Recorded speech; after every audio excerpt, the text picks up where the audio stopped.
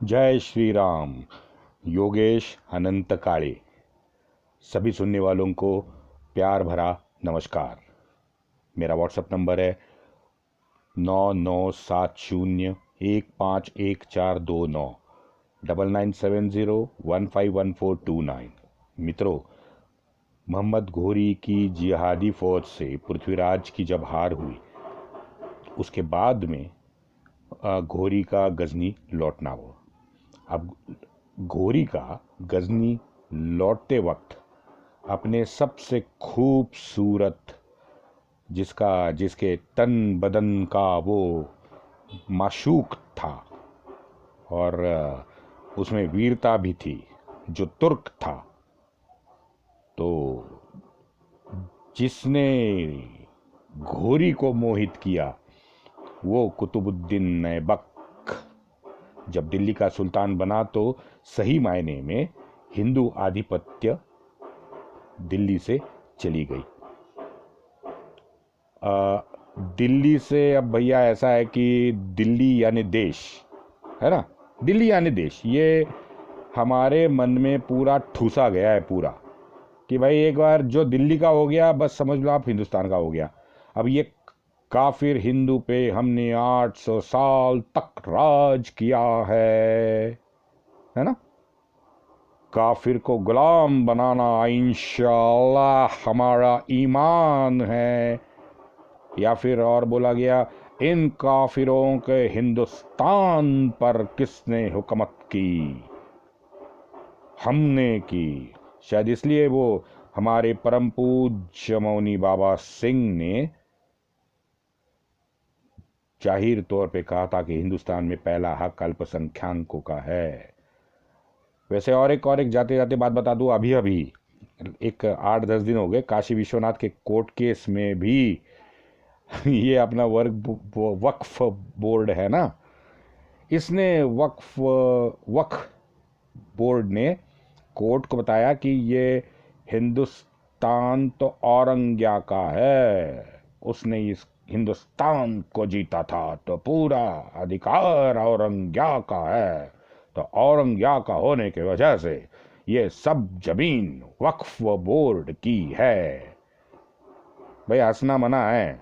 आ से तू हिमाचल, कच्छ से कामाख्या तक वक्फ बोर्ड कह रहा है कि यह जमीन हमारी है।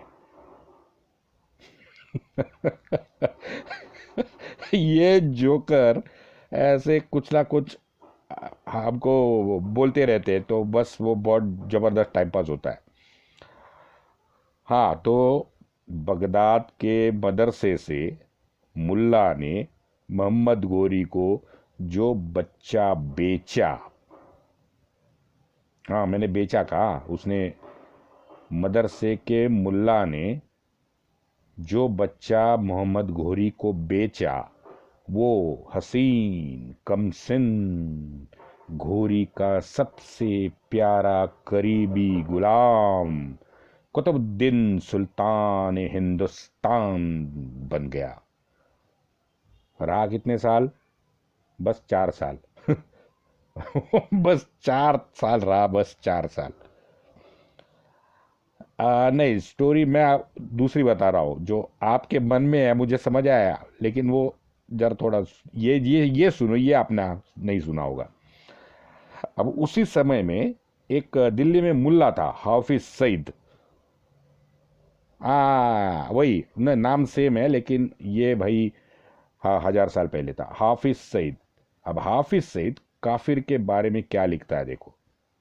और ये मोमूदी, सरहिंदी, अहमद शाह वजीउल्ला है ना, मोहम्मद हबीब, ये अपने इरफान का बाप, जो हमारे चच्चा का टीचर था, हिस्ट्री टीचर। भाई हमारे चच्चा,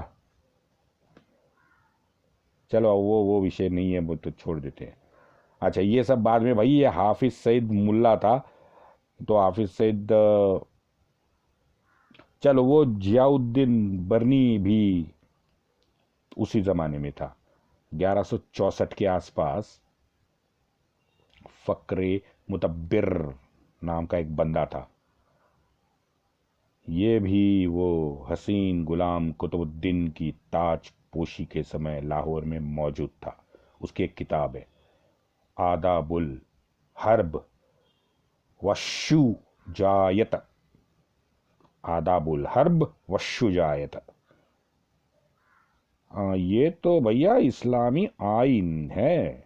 हाँ, फतवा आलमगीरी तो बाद में आ गया अपने औरंगा का। तो ये उसके आबा आदाबुल हर्ब वशुजायत में फकीरे मुदब्बिर कहता है, सुल्तान सुल्तान का फरमान तो दिन भर रोजा और रात भर नमाज पढ़ने वाले सच्चे मोमिन से ज्यादा होता है। चापलूस मास्टर साला। आगे सुनिए क्या कहता है। युद्ध 5 प्रकार के होते हैं, लेकिन काफिर से जिहाद सबसे श्रेष्ठ है। इसमें मार डाला तो गाजी, मर गए तो शहीद। So simple boss. हाँ, वो युद्ध स्थल में गीता पाठ क्यों करना है भाई? सिंपल है, मरा तो गाजी है, मर गया तो शहीद है। और वो जन्नत में डायरेक्ट फ्री पास है, वो अलग। हाँ, नबी तेरा कोई हिसाब नहीं लगाएगा जन्नत की चौकट पे, कोई हिसाब नहीं, डायरेक्ट एंट्री। अच्छा, ये आगे क्या कहता है देखो। सच्चे मोमिनों के लिए काफिर से दुश्मनी नमाज और रोजे जैसी आवश्यक है। नमाज रोजे, वो 5 कुछ कहते हैं ना, नमाज रोजा जक़ात, वैसे ही वो काफिरों की दुश्मनी भी वो बोल रहा है कि वो आवश्यक है। और भाई ये जब लिख रहा है, उसका समय देखो आप, उसकी दादागिरी और उसका वर्डिंग देखो आप। हाँ, उसमें अहंकार की बू आती है। लेकिन वो समय भी हिंदू राजाओं का लगातार पराभव होना, मुल्तान, लाहौर, दिल्ली में इस्लामी शासक होना, पिथरों हार जाना, पिथरों का, पृथ्वीराज का हार जाना। तो ये जिहादी मोमिन सरदारों को जैसे ये सपनों में होने का एहसास दिला रहा था। ओ ओ हो, काफिर का दारुल हर्ब अब दारुल इस्लाम बन गया था। क्या बात है। ओहो, ये बड़े बड़े पहाड़, हरियाली, साला जहां हाथ डाला वहां सोना चांदी, इतनी खुशहाली, इतना पैसा। ये दरिंदे खाना बदोश भिख मंगे, हाँ, उनको जैसे एक भिख मंगा आदमी नहीं होता है सड़क छाप, अगर उसको 56 भोग की थाली उसके सामने परोसी जाए तो क्या होगा उसका? पागल नहीं होगा? पागल नहीं होगा तो क्या होगा? वैसे ये मोमिन सरदारों का हो गया। अच्छा, अब मोमिन इतने अंदर घुस गए थे हिंदुस्तान में कि अब वो हिंदू कुश, खुरासान, ईरान, अरब, इराक, बगदाद, वो उनका तो भैया नो रिटर्न का टिकट कट गया था, है ना। या तो इस माहौल में ये फिक्रे किताब में लिखता है आगे कि काफिरों को अब कैसे निपटाएं। काफिरों से जिहाद प्रथम कर्तव्य है। हमारे नबी ने कहा है, जो सच्चा नमाजी मोमिन दिन रात काफिरों से लड़ेगा वो इस दुनिया से सबसे बड़ी प्यारी चीज है। गाजी के लाइन में खड़े रहना 60 साल के नमाज पढ़ने से बेहतर है। माली गनीमत का उपयोग हलाल है। काफिर सैनिक, ऊंट, घोड़े, बकरियां, ओए होए होए, किसको छेड़ दिया भाई। बाय द वे, बकरियां तो बहुत सारे काम आती है। वो मैं पाकिस्तान की एक न्यूज़ पढ़ रहा था भाई, कराची में 3 लोगों ने बकरी पे बलात्कार किया। अब वो 3 लोगों में बलात्कार किया, और वो फिर वो लेते हैं ना मर्दानी दवा, तो वो साली बकरी मर गई। अब बकरी का बाद में वो पुलिस ने पोस्टमार्टम भी किया। हाँ, तो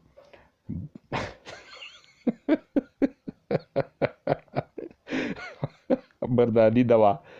पाकिस्तान में और कुछ नहीं मिलेगा भैया, आप सबको मर्दानी दवा जरूर पिलाई जाएगी। हाँ, हर एक हकीम आपको मर्दानी दवा देता है। तो चलो कि ये फकरा क्या कहते हैं देखते हैं। तो बकरी, गुलाम, धन दौलत, बच्चे, औरतें, जो भी मिलेगा उसका 20% सुल्तान, 20% अल्लाह, 20% अल्लाह के रसूल, अनाथ और गरीब को देना। और अगर दारुल हर्ब में दीन की दावत कबूल हो जाती है तो उसे छोड़ देना, और जो दाइन की दावत कबूल ना करे उससे जजिया ले लेना। अगर जजिया भी नहीं दिया तो सर तन से जुदा कर देना। काफिर से जीत ली गई जमीन मोमिनों में बांट देना। उसकी खिराज निश्चित करे, खिराज यानी खंडनी कहते हैं ना, उसका पैसा वसूल करे भाई। सरकार खाते में टैक्स कह दो, खिराज कहते हैं। कैदी काफिर का कत्ल हलाल है, अगर चाहे तो आप गुलाम बना सकते हैं, ये जायज़ है। गुलाम, औरतें, बच्चे और जिम्मी को माले गनीमत में कोई हिस्सा नहीं मिलेगा। शहर में घोड़ा दौड़ाना या उस पे सवारी करना जिम्मी को हराम है। अब भैया इन नियमों से, इन जातियों से हिंदू धर्मीय तो भैया धर्म परिवर्तन करने लगे, चाहे दिखावे के लिए, मगर मोमिन तो बनी रहते, क्योंकि उनके ऊपर ना अलग से तलवार टंगी थी। क्या कह रही थी फकरे, क्या कहता है फकरे मुदब्बिर लिखता है, जो भी इस्लाम छोड़ के मुर्दत बनेगा उसकी 3 दिन राह देखो। अगर कबूल है तो वो अमीर होगा, अगर ना कबूल है तो उसे काट दो। आगे फकीर लिखता है, मोमिन एक दूसरे को हिंदू गुलाम और औरतें तोहफे में पेश करे। ये देखो इसका नियम। उससे आगे बड़े प्यार से फकरा मुदब्बिर का ये कलमा मोमिनों ने तो पढ़ लिया पूरे हिंदुस्तान में। और ये सब जो पसमंदा मुसलमान है ना, कोई जिन्ना है, गिलानी है, आज़म है, अब्दुल्ला है, सईद है, वो भुट्टो है, चौहान है, राठौड़ है, राणा है, ये सब पसमंदा मुसलमान, ये तो कॉमन है ना पूरे भारतवर्ष में। अच्छा, इनमें क्या कॉमन है? इनकी हिंदू माताएं। ये वो टीवी पे भोगता है ना, जिसकी जमानत बार बार जब्त हो जाती है, दिल्ली का प्रोफेसर, डॉक्टर है वो खुद को प्रोफेसर कहता है, तस्लीम रहमानी। तस्लीम रहमानी को फक्र से ये तस्लीम रहमानी कहता है कि उसके परदादा मेरठ में जैन है, जैन, उसके परदादा जैन थे, और उसके खानदान में भी आज भी कोई जैन है, तो वो कहता है कि हम जाते हैं तो बड़ा लगाव है जी, एक ही परिवार के लोग जैसे मेरी आवभगत होती है वगैरह वगैरह। दूसरा वो चिरकुट पीस पार्टी का शाहबाज चौहान, वो टोपी लगाता है, और वो, चलो गाली नहीं देता हूँ, वो अपने आप को राजपूत कहता है। और ये हमारा चड्डा बना आमिर खान, झुट्टा कहीं का, है ना, जिसको डर लगता है हिंदुस्तान में, वो आमिर खान का प्यारा पाकिस्तानी मुल्ला तारिक जमील, वो तो डायरेक्ट, वो तो खुद तारिक जमील है, तो भाई वो डायरेक्ट कनेक्शन लगाता है राणा प्रताप से। अरे बाप रे बाप रे बाप रे।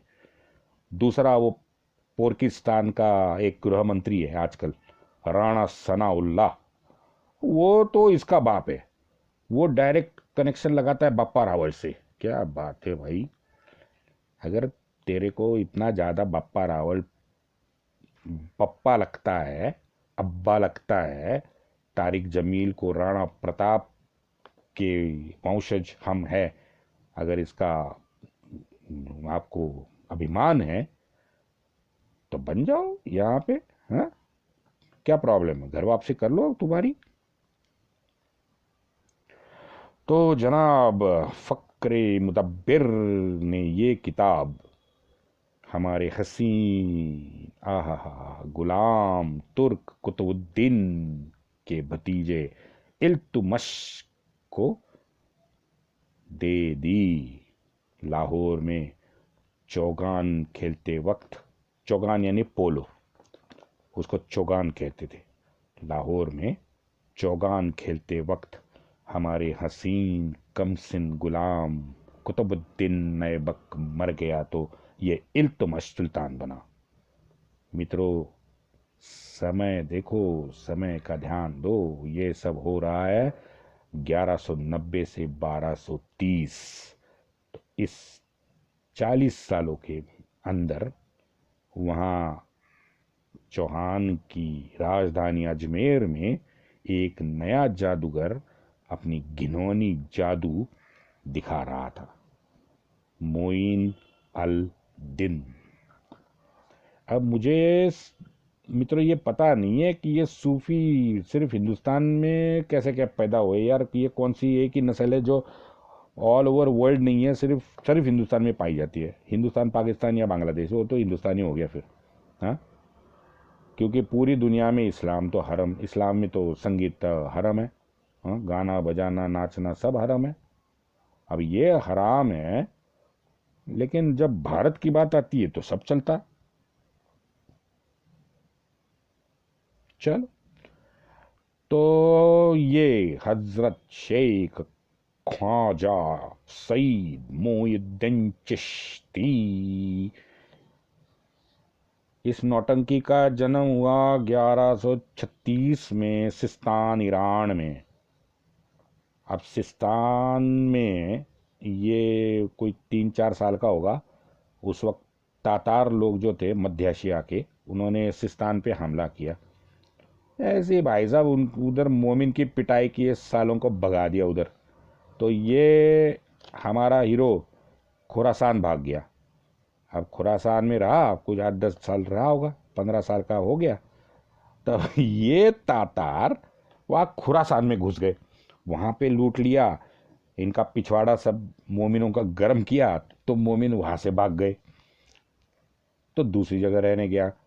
अब वो दूसरी जगह रहने गया, वहाँ कुछ कहते कि बाग बीग बगीचे थे, तो ये अपना हीरो वहाँ पे वो बाग में था, तो अचानक कोई इब्राहिम कड़ोजी उधर आ गया, बुढ़ा था। तो वो अपना हीरो उससे मिला, तो यार कुछ बात उसकी हो गई, तो वो धार्मिक ही बन गया फिर, है ना। तो 1165 में पहली बार वो फिर मुल्तान आ गया, लाहौर की धर्मशाला। ना, मुल्तान लाहौर की धर्मशाला का मतलब है भारतवर्ष में प्रवेश, क्योंकि हमारी तो धर्मशाला है ना, पूरे संसार की एकमेव हक की धर्मशाला। तो चलो, धर्मशाला में आने के बाद तुरंत काम चालू हो गया अपने हीरो का। तो 1186 में ये हमारा मोइनुद्दीन हीरो, भाई उसके सपने में आ गए मोमेडियन के आखिरी नबी। मोमेडियन के आखिरी नबी यानी वो 1,24,000 नबी है, उसके बाद के जो आखिरी बने वो उन नबी आ गए। तो वो सपने में आए, तो सपने में आके नबी ने फरमाया, ओ मोइनुद्दीन, वहाँ हिंदू के प्रवेश में तू जा, हिंदू के प्रदेश में तू जा, वहाँ जलालत है, अंधकार है, उन्हें अंतिम सत्य का परिचय करवा दे। क्या है अंतिम सत्य? बताता हूँ। अंतिम सत्य तो पहला है वो कलमा, है ना, वही अंतिम सत्य है। अरे हाँ, वो और वो हमारे, है ना, जिसको डर लगता है, आमिर खान चड्डा वाला, वो हरामी आमिर खान के पाकिस्तानी मुल्ला चाचा है, तारिक जमील जो अपने इसमें बताते हैं ना अंतिम सत्य, वो भी है। हाँ हाँ हाँ, जरा सुनते जाओ उसका अंतिम सत्य। जाओ भैया, ऐश करो, 72 हूरे मिलेगी ऊपर। 3 महीने, 3 महीने बस उन हूरों को देखते जाओ। ये 132 फीट की, ये 132 फीट की ऊंची, 100 रेशम का कपड़ा ओढ़े, लेकिन जिसके बदन के गुर्गे आपको दिखेंगे ऐसा तलम रेशम। ओहो हो, क्या बात है। दूध और शहद की नदियाँ, और जन्नत में जम के शराब। ये है अंतिम सत्य तारिक जमील। तो ये अंतिम सत्य बताते हुए मोइन अल दिन हिंदुस्तान में आ गया। दिल्ली, बगदाद, इराक, मक्का, मदीना घूमा घूमा 1224 में अजमेर को मोइन अल दिन ने अपना घर बनाया। ज़्यादा नहीं, बस 2 शादियाँ की। दुर्भाग्य है, वो शायद बुढ़ा हो गया था इसलिए 2 ही शादी की, तो उसके 4 बच्चे हुए। पहले बीवी से 3 हो गए, दूसरे बीवी से 1 हो गए, सब हजरात हो गए भाई। नेपोटिज्म की कमाल देखो मित्रों, चारों के चारों बंदे उसके हजरात हो गए। 1224 में अजमेर आया, 6 साल में 4 बच्चे हो गए, 1230 में मर गया मोइन अल दिन के जिंदगी में उसने 5000 बार जादू के प्रयोग किए हैं। बस एक बताता हूँ, ज़्यादा नहीं, बिकॉज वो ज़्यादा फिर वो जादू हमको बोर होती है ना, तो एक ही बताता हूँ। चल, पहली बार वो अजमेर आया, फिर राना सागर के पास नदी के एक थोड़ी वो क्या कहते हैं सैंड लैंड थी, तो वहाँ पे बैठ गया। लेकिन वहाँ पे तो हमारे पृथ्वीराज जी के ऊंट बैठते थे, तो पिथौरे के सैन्य ने उनको वहाँ से भगाया। चल भग, है ये ऊंट रखने की जगह है, हाँ ये बैठने की जगह नहीं है, चल भाग इधर से। मोइन हमारा शायद चिढ़ गया, लेकिन कुछ बोला नहीं। वो मोइन नज़दीक की टीले पर चला गया, वहाँ पे जाके बैठ गया। अब यहाँ कुछ समय हो गया, समय के बाद में वो सैनिक ऊँट को उठाने लगे। ऊँट को उठाने, भाई ऊँट कहाँ हिल रहा है, ऊँट तो हिल ही नहीं रहा है, उठने का तो नाम या हाँ, उठना तो दूर की बात है, यहाँ पे तो हिल भी नहीं रहा है। बहुत कोशिश की, शक्ति लगाई, लेकिन ऊँट नहीं हिल पा रहे थे। अच्छा, ज़्यादा क्वांटिटी में थे, हिल नहीं पा रहे थे। यार क्या करे। तो किसी मुल्ले ने, वो कोई होगा, तो उसने बताया कि वो महाराज जी तो ऊपर बैठे हैं, मौलाना ऊपर बैठे हैं। तो कुछ सैनिक फिर ऊपर टीले पे गए, मौलाना से पूछे कि मोइन करो यार कुछ।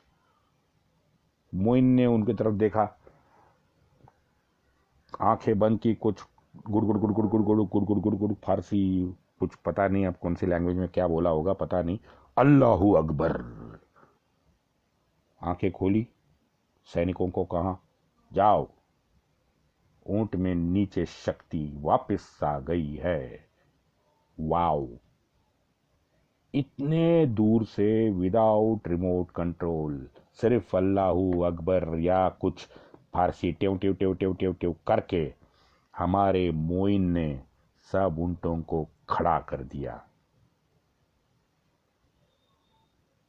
हो गया भाई मोइन अल दिन का पूरा जीवन क्रम, पूरा मैंने आपको बता दिया। अब बाद में हम चलते हैं 1165 से 1230 के बीच में क्या हो गया, ये बहुत इंटरेस्टिंग है। आज का तो ठीक है, आज तो थोड़ा सा मैं टाइम पास ही मैंने किया है, लेकिन मैं सीरियसली फिर आपको बताता हूँ इसकी घिनौनी हरकतें नेक्स्ट एपिसोड में। आप सुनते रहना। वंदे मातरम।